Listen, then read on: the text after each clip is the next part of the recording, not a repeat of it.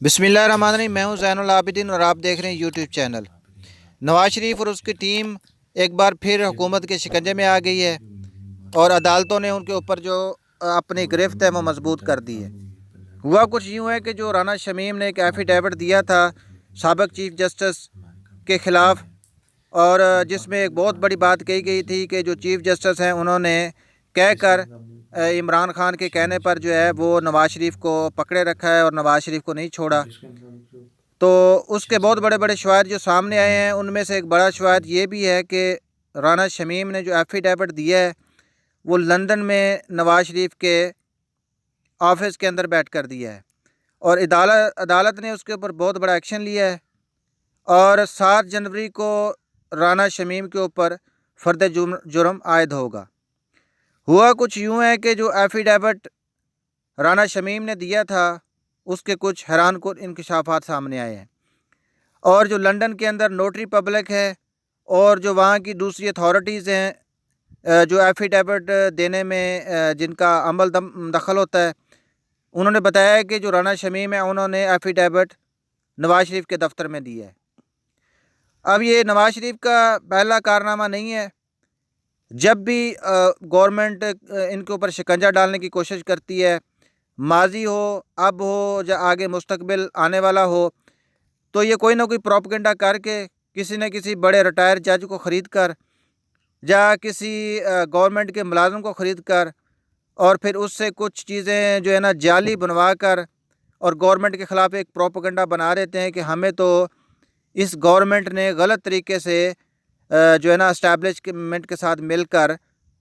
पकड़ा है या हमारे ख़िलाफ़ कार्रवाई की है, और वजह सिर्फ ये थी कि हमें हुकूमत से हटाना था और लोगों के दिलों से हमें निकालना था। अब जो हाई कोर्ट है उसने एक बहुत बड़ा स्टेप लिया है, राना शमीम को 7 जनवरी को तलब किया है और उस पर जो है फ़र्द जुर्म आयद किया जाएगा। और नवाज शरीफ और उसकी टीम के लिए एक बहुत बुरा ये सान्या है, क्योंकि जो आवाम के दिलों में उन्होंने एक जगह बनाई थी और हमदर्दी हासिल की थी, जैसे बेनज़ीर के मरने के बाद ज़रदारी को हासिल हुई थी और वो इक़्तिदार में आ गया था। असल पत्ता तो नवाज शरीफ और उसकी टीम यही खेलना चाहती है कि एक ऐसी हमदर्दी आवाम के दिलों में पैदा हो जाए, इमरान खान के ख़िलाफ़ नफ़रत पैदा हो जाए, अदालतों के ख़िलाफ़ नफ़रत पैदा हो जाए और जो इदारे हैं उनको अवाम बुरा भला कहना शुरू कर दे और इस तरह जो है इनकी धाक मुल्क के ऊपर बैठ जाए और दोबारा जो है ये मुल्क के सरबराह बन जाए। लेकिन अल्लाह ताला की लाठी बेआवाज़ है। जब भी ये कोई ऐसा काम करते हैं, इनकी कोई किस्मत ही ऐसी है कि वो काम खुलकर सामने आ जाता है और इनकी असलियत ज़ाहिर हो जाती है। और उधर जो बेनज़ीर भुट्टो की 14वीं बरसी के मौके पर बिलावल भुट्टो ज़रदारी मर्द बन गया है। उसने एक मर्दाना आवाज़ निकाली है और ये कहा है कि 5 जनवरी को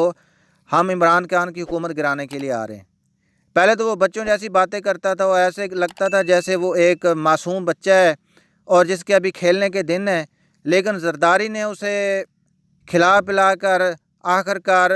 बच्चे से मर्द बना दिया है और अब उसने भड़के मारना शुरू कर दिए और ललकारना शुरू कर दिया है और उसकी आवाज़ में भी कुछ जोश और कुछ इस तरह की चीज़ें नज़र आ रही हैं कि वो अब मैदान में आ गया है।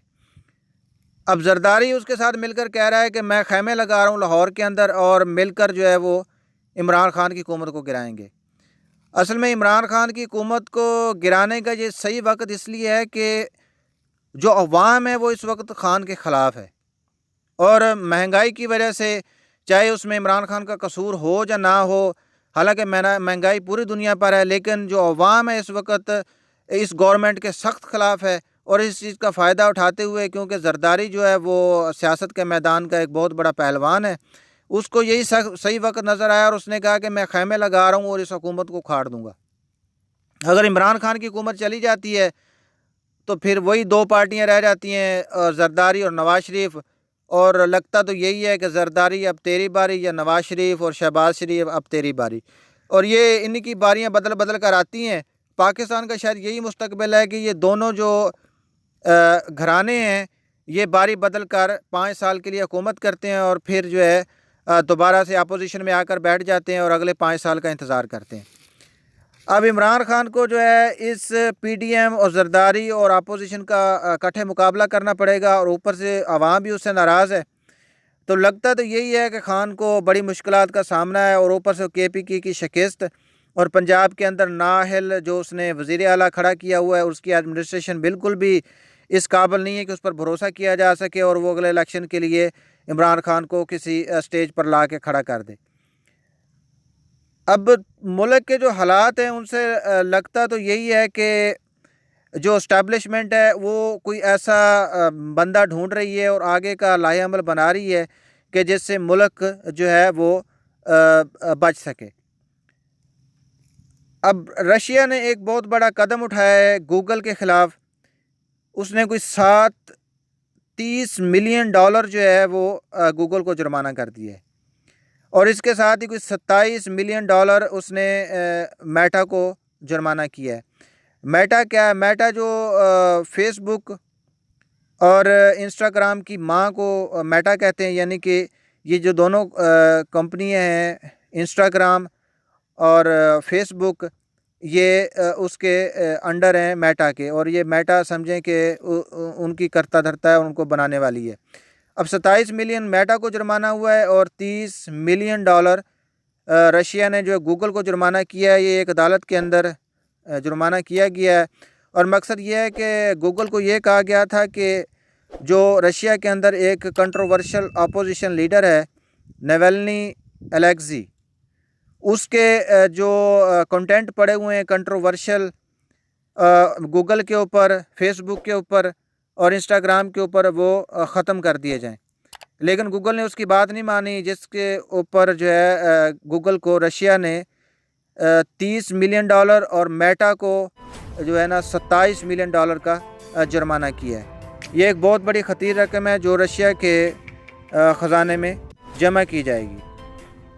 اب دیکھتے ہیں کہ خان صاحب جو ہیں وہ جو مہنگائی کا ایک بہت بڑا رونا رویا جا رہا ہے، اور جو رانا شمیم کا کردار سامنے آ گیا، اس کے اوپر کیا عمل دخل لیتے ہیں۔ اور افغانستان سے انخلاء کے بعد جن افغانیوں نے دوسرے ملکوں میں پناہ لی ہے، تقریباً وہ 3 درجن ملکوں میں پھیل گئے ہیں، یعنی وہ اپنے آپ کو سٹیبل کرنے کے لیے اور نئی پناہ گاہ ڈھونڈنے کے لیے کوئی 3 ملکوں میں انہوں نے جائے پناہ لی ہے، اور وہاں پہ جا کے جو ہے اسائلم کر رہے ہیں، اور وہاں پہ جا کر پناہ لے رہے ہیں۔ اور اس سے افغانستان کو ایک بہت بڑا نقصان یہ ہوگا کہ ایک تو وہ لوگ جو ہیں افغانستان کی برائیاں بیان کرتے ہیں، اور دوسرا اس کے جو راز ہیں وہ دوسرے ملکوں کے اوپر فاش کرتے ہیں، اور اپنے ملک کو برا بھلا کہہ کر اپنی امیج جو ہے دنیا کے اوپر خراب کرتے ہیں۔ تو ملتے ہیں انشاءاللہ اگلی ویڈیو کے اندر۔ جس نے میرے چینل کو سبسکرائب نہیں کیا سبسکرائب کریں۔ اللہ حافظ۔